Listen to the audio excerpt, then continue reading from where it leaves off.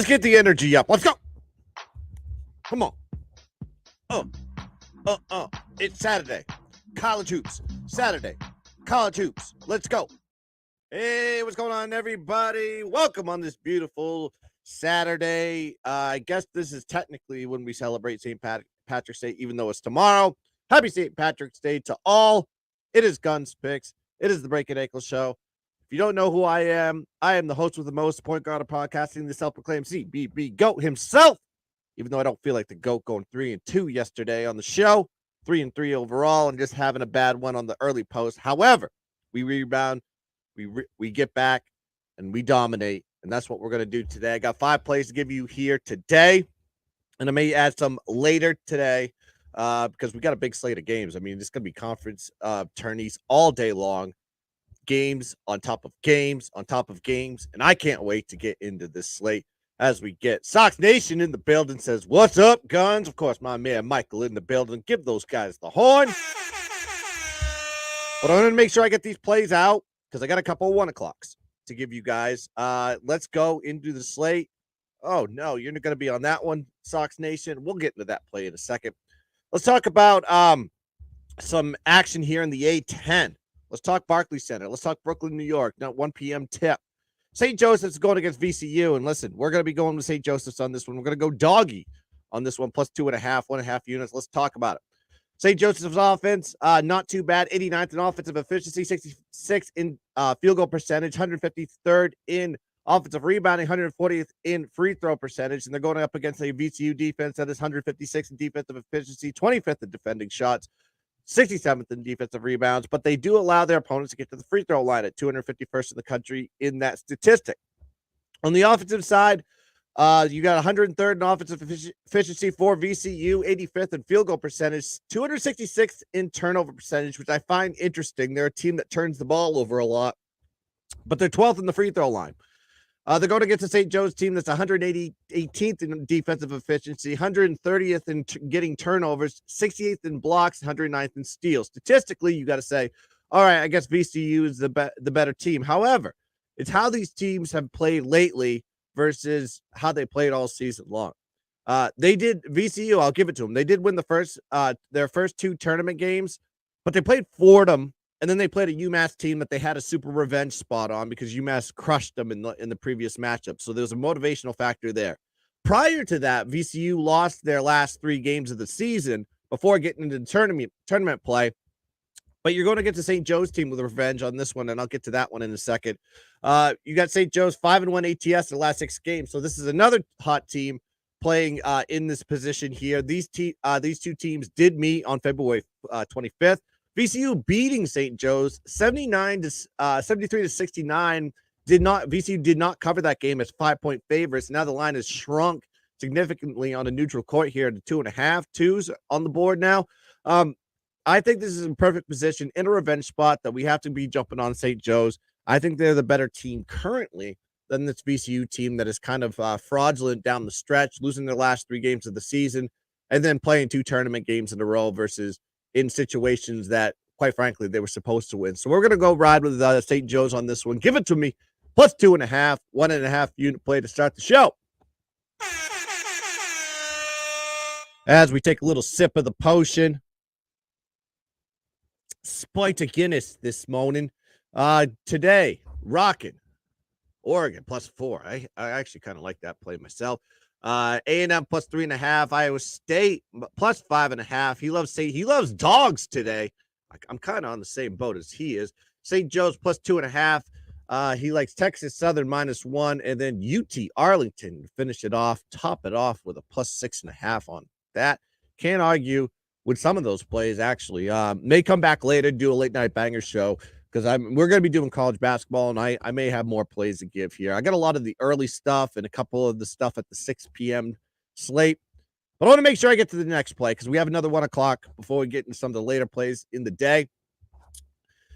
We got some Big Ten action there at the Target Center, Minneapolis, Minnesota. 1 p.m. is the tip, and we're going to be going with it's Wisconsin, it's Purdue. And I'm going with the dog again. Hate to say it. I'm going to be going with Wisconsin. Plus 5.5, 2, and this is going to be my top play of the day. And when I say top play, I'm talking about my Best bet of the day.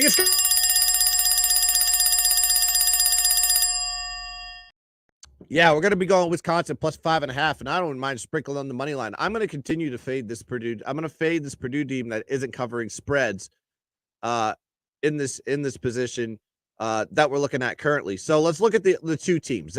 This Wisconsin team, statistically, from a Ken Pump perspective, while they've been a falling knife in the past month, they've actually looked well as far as their numbers go. We're talking about a Wisconsin offense that's 14th in offensive efficiency, 78th in field goal percentage, 115th in offensive rebounding, and they're 44th in free throw percentage. They're going against a Purdue team that's 21st in defensive efficiency, 49th in defending shots. They don't get a lot of turnovers, 330th in that statistic, but they are good on the boards, 27th in defensive rebounding. And they're going against an offense for Purdue, one of the best in the country, second in offensive efficiency, 13th in field goal percentage, and 8th in offensive rebounding because they got big Zach Edey inside. 44th on the other side with Wisconsin, 44th in defensive efficiency. Not great at defending shots. However, they do grab the boards. They're 9th in the country in defensive rebounding. Biggest factor in this game, of course, defending the post play with Zach Edey. You got to contain him. You got to stop him. And basically try to develop some sort of offense on the other side. I think Wisconsin has that ability. They're a big team. They have Stephen Kroll, who's a 7-footer who can defend inside. So I think there's going to be a little bit of a tough break here for Zach Edey in this game. And I think this Wisconsin team can really stay with this Purdue team altogether. Now, Wisconsin has had their struggles, like I said before. But they're heating up at the right time. They've won three out of the last 4 games. Their only loss was Purdue 3 or 4 games ago, and they're 4-0 ATS in that span. While Wisconsin is 0-2 straight up in this matchup, the losses are only between 6 to 8 points in both of those outcomes. So they should be primed and ready, motivated here in the third matchup in a double revenge spot to go get the job done with a short line. Then you got Purdue. Really, what's their motivation this game? They pretty much locked in the number 1 seed, or at least one of the number 1 seeds. It doesn't matter what bracket side they're on. Quite frankly, I don't think there's much motivation for them to play tough in this game. Why? Why would you want to? I would rather have my team lose and play better in the big dance, and then you have a Wisconsin team that it has a lot more to play for in this spot. Also, look at the last 8 games with Purdue. 2-6 ATS in the last 8 games. They're winning games, but they're not covering. They didn't cover against Michigan State yesterday, and I don't suspect them to cover against Wisconsin here. And then the line is sitting in a perfect spot for Wisconsin. You look at the numbers on this one, that 5.5, that 6 window. I did get the 5.5. This season, Wisconsin is as a dog between 3 and 6 points this season. They're 4-0 ATS. But they're also 4-0 straight up. So in these positions, it works well for Wisconsin. They not only cover for you, they get you the W. So maybe a little sprinkle on the money line, perhaps. That's up to you, but I'm going to play the number on this one. And, of course, Wisconsin's covered 4 out of the last 5 versus Purdue altogether. So you have a double revenge spot, a shorter line than all the matchups this season, and the fact that in this position for Wisconsin, they've just outperformed themselves 4-0 straight up in ATS in these situations. I'm going to be taking them here. Give me Wisconsin plus 5.5, and that's my best bet of the day. 2-unit banger, baby. You like to hear dogs and unders in the tournament. Well, I put 2 unders out there yesterday, and they both went over, so go figure. So we don't know. I don't think I'm going to be messing with the totals here. Maybe through the rest of the conference. I'm going to start messing with the sides. Listen, we hit New Mexico perfectly yesterday, so I kind of like that one. Let's go into the next play here. Let's go to another Big Ten game. Let's go Target Center, Minneapolis, Minnesota once again. Nebraska's going against Illinois. Illinois played a tough one yesterday. We did cash our ticket on Ohio State, and we're going to go run it back. We're going to take the dog once again. We're going to take Nebraska on this one. And I think Nebraska is in a better position than Ohio State was versus Illinois. And it's a 1.5 unit play. Let's talk about it. Look at the statistic for the Cornhuskers. They're 36 in offensive efficiency, 62nd in field goal percentage. They're not a great rebounding team, but they're 65th in 3-point percentage, and they're 50th on the free throw line. but they're going against a stagnant defense for Illinois. They're 74th in defensive efficiency. They are 48th in defending shots, but they don't get a lot of turnovers. They're 359th in creating turnovers. They're 54th in defensive rebounding. And a key statistic here, they don't defend against the three very well, 228th in the country in defending the three. I think that's going to be a key point here for this Nebraska offense, making their three-point shots and getting the lead and hopefully sustaining the lead throughout the course of the game. Illinois' offense on this one, fourth in offensive efficiency, 51st in field goal percentage, 18th in offensive rebounding, 103rd in free throw percentage. There's always one key component here for Illinois. They're able to score a lot of points. They're able to sustain and stay in games despite having the lack of an offensive productive team. And then you got Nebraska. They're red hot right now. Last 8 games, 7-1 straight up in ATS. Winning by double digits in both of their tourney games coming into this position. Then you have Illinois' defense. Like I said before, liability altogether. 79.6 points per game given up away from their home court. They are ranked 195th in the country in an opponent scoring. And they're going up against a Nebraska team that likes to score points. They've averaged 78 points per game in their last 8 games. So this is a team that is better offensively than Ohio State was. Ohio State put up 74 points against them yesterday, but kind of fell off the map a little bit in the second half. And they're going against a Nebraska team that could just outscore you altogether and stay with its Illinois offense. And then you got to look at the 8, like I said, 8 losses there for Illinois. I said it yesterday. 5 of them were as a favorite. And at this line position, we're talking the 5, the 6, the 7, and even the 4s. They've lost outright in these spots as a favorite. And it's a revenge spot. If you remember the first game, this first game was electric. It was a great game. 87-84 was the outcome, but that game went into overtime. Nebraska was 10-point dogs in that situation. Now they're sitting here at 4.5. I think that is a big line swing to on a neutral site game, which leads me to believe that maybe this is a Nebraska line altogether. So I'm running with it. I don't like Illinois.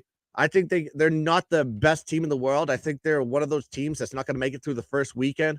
And I'm going to take Nebraska here to get it done on a neutral site, highly motivated. Give me Nebraska plus 4.5, 1.5 unit banger, baby. Gunshots across the bow. It's Michael in the chat. He says, I do like Whiskey Fade.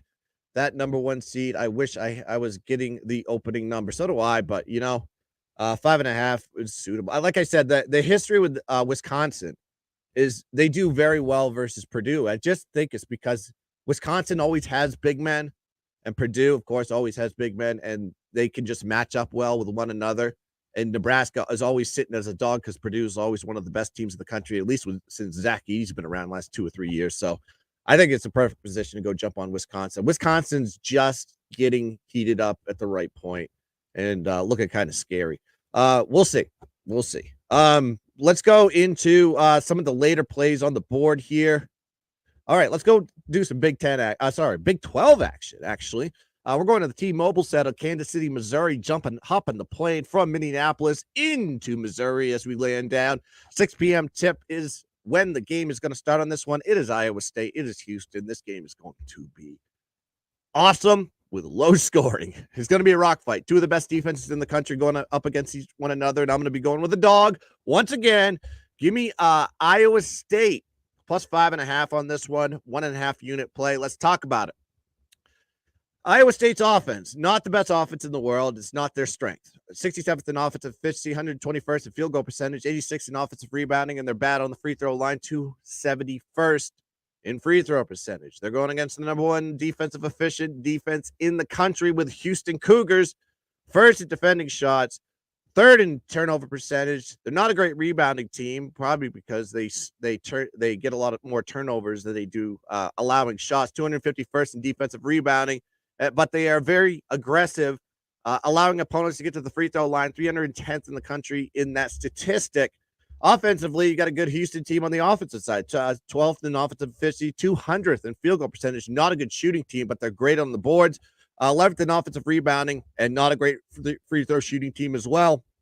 295th in free throw percentage. And they're going against good defense here. 2nd in defensive efficiency, 47th in field goal percentage, 2nd in turnover percentage. 204th in defensive rebounding, and 266th in allowing opponents to get to the free throw line. I think these two defenses mirror one another as far as their performances go, even though Houston does have the advantage, not much with this Iowa State defense.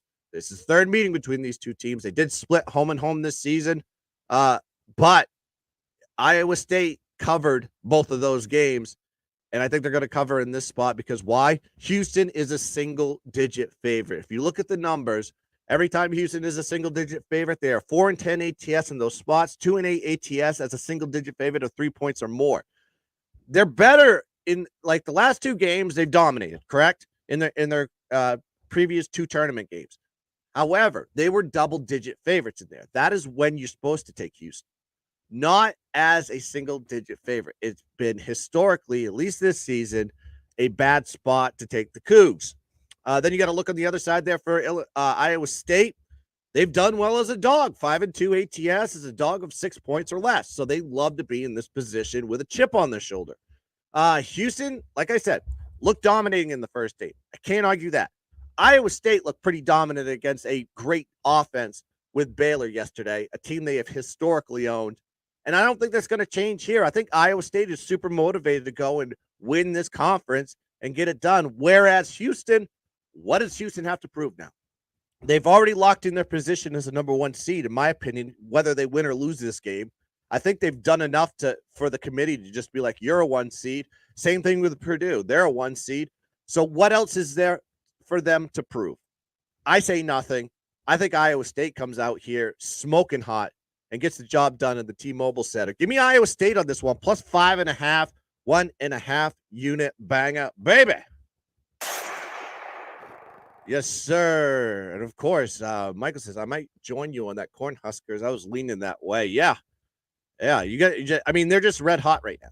I like taking red hot teams. We took Ohio State, similar spot. It's almost like a mirrored spot with Nebraska going against Illinois. Ohio State going against Illinois is identical to Nebraska going against Illinois. Hot team versus Illinois. They come out swinging. Illinois did everything they could to get back in that game, and granted, they did the job. I think they're going to have a harder time with Nebraska than they are Ohio State. Peter in the building. What's going on, my friend? What's up, Guns? Big day today. Let's go. Hit the horn. Whoops. Wrong button. All right, and of course, Sox Nation says, I love that pick for Go Iowa State. Yes. Cyclones, baby. Get the tornadoes rolling in Kansas City. Well, figuratively speaking, we don't want real tornadoes to go through Missouri. All right, let's go into the next play here. Let's go. What do we love to do on this show? What do we love to do? What's their favorite conference? Does anybody know? Show of hands. It's the Mountain West. We play in the Mountain West more than anything in the world. We played 2 games yesterday in the Mountain West, went 2-0. San Diego State, bang. New Mexico money line, bang. And we're going to run it back again with a championship. And with those two teams playing each other at the Thomas and Mack in Las Vegas, Nevada, 6 p.m. is the tip. And I'm running with the dog again. I think the Lobos are going to win the Mountain West. Give me them at plus 2.5 to be safe. Plus 2.5, 1.5 unit play. Listen, New Mexico is playing real good, great basketball right now. They're 42nd in offensive efficiency, 147th the field goal percentage, 52nd in offensive rebounding. Not as great on the free throw line, but neither is San Diego State. San Diego State's defense, one of the best in the country. I got to give you that. 8th in defensive efficiency, 36th in defending shots, 116th in defensive rebounding, 204th in allowing opponents to the free throw line. So there are going to be opportunities there for New Mexico to hit some free throws. San Diego State's offense is probably in the middle, maybe a little bit above the middle, 55th in offensive efficiency. They're not a great shooting team, 208th in field goal percentage. They're 294th at shooting the three, and it showed yesterday. At least early on, they were making their threes, but they on their attempts, I think they were below 30%. 65th in offensive rebounding and 160th on the free throw line. But they're playing a pretty good defense, a lot better defense than San Diego State faced yesterday. With New Mexico with 24th in defensive efficiency, 65th in defending shots, 45th in turnover percentage, 92nd in defensive rebounding, 23rd in blocks, 26th in the country in steals. And with New Mexico's recent success, it's primarily because their defense has improved drastically. They've only allowed their opponents to get 65.6 points per game in the last 5 games. And in the wins, they're 4-1 straight up in that sample size. In their wins, they were 60.3 points per game given up to their opponents. So this is a team on the defensive side of the ball has much improved than they have all season. And of course, what's the strength of the New Mexico team is their offense. They're 16th in scoring, averaging 82 points per game on the offensive side of the ball. And then San Diego State is just underperformed. When they're a short favorite in a lot of those situations, they've just underperformed. They're 1-3 straight up in ATS as a favorite of 4 points or less. Yesterday, they were a 5 or a 5.5. So that was a perfect spot to be taking San Diego State. However, when it drops below that, they've underperformed. 1-3 straight up and ATS in those positions. New Mexico is just on a tear right now. Like I said, 5 games, 4-1 straight up in the process. And they've also done well as a dog when they're a short dog for that matter. 3 points or less, they're 3-0 ATS in those positions. And then the motivational factor. Who needs this game more? And that should be a key thing when we're looking at these games today. When you see the positions of these two teams, remember, there is a tournament coming up that they need to prepare for in their mind and spirit and body or whatever. However, there are teams that are got their back against the wall trying to get into the tournament and have one of those positions. New Mexico is one of them. They're one of the last 4 in currently. But to keep that position, they're going to have to win this game. So I think the motivational side's edge is to New Mexico. We saw it yesterday. They absolutely dominated Colorado State. They're going to do it again here. And you get them as a dog to boot. We're taking it at plus 2.5, but I think New Mexico is going to win this game and get it done here versus San Diego State, the Aztecs. They're playing exceptionally well, New Mexico. So let's run it back. Let's get New Mexico into give them the trophy, Mountain West style, plus 2.5, 1.5 unit banger, baby. As we get back to the chat. So San Diego was so nice. I hit them so hard on the money line that when they were down.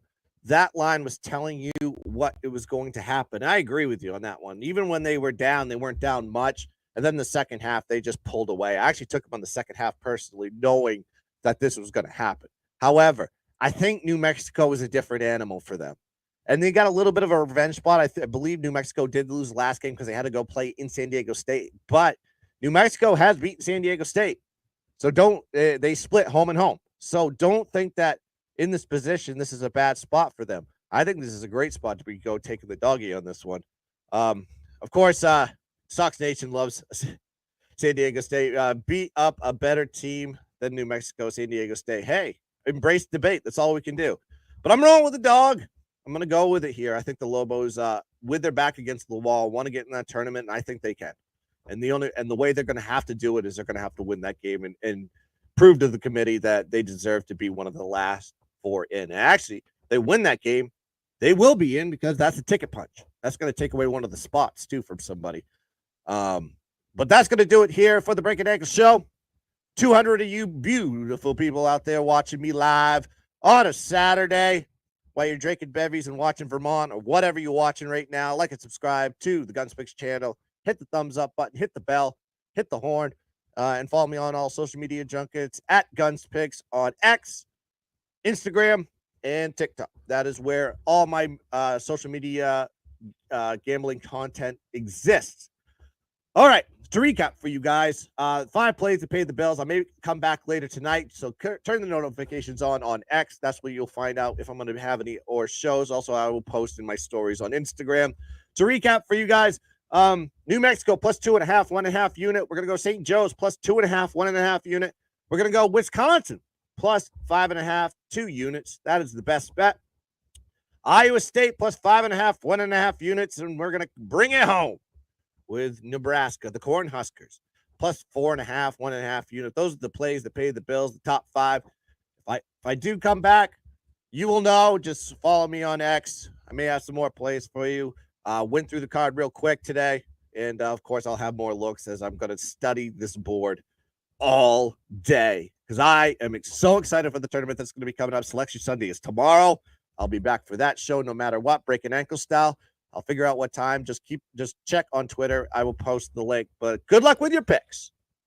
Let's dominate the board. And as always, let's keep dancing. Bang.